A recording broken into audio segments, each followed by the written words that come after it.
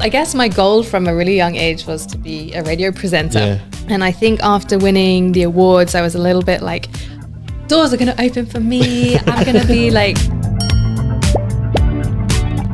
I think because I think in a way, like I'd had so much, I wouldn't say like a difficult childhood. Like I just think it was always hard for me. Like nothing ever came easy. And I always felt like I was always, trying to be recognized or trying, and it's only when it finally happened, I was like, great, this is gonna like start my radio career. I'm gonna be like, and it just didn't happen that way. So I managed to get into the BBC, and actually the first job I ever had there was answering the phone. It was breakfast radio show on the BBC, and that was like my main motivation of getting into radio in the first place. When listening to the breakfast show, it was like the whole thing that like made me feel so connected. So even though I was just answering the phones, I was like, it's okay, it's a step in. I'm in the building, like I'm here, people could see me, I'm making tea for people. And it does happen that way. You kind of make friends, and you're like, oh, I'm available if you need anything for this. And so sometimes it's a little hard to sort of, I think you really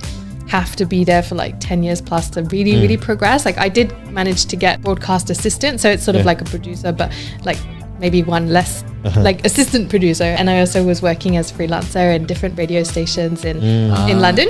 So that was really cool because I was working for a channel called LBC, which was a national radio station called Leading Britain's Conversation. They had a lot of politicians on there. And again, it was for breakfast radio stations. So I really enjoyed that.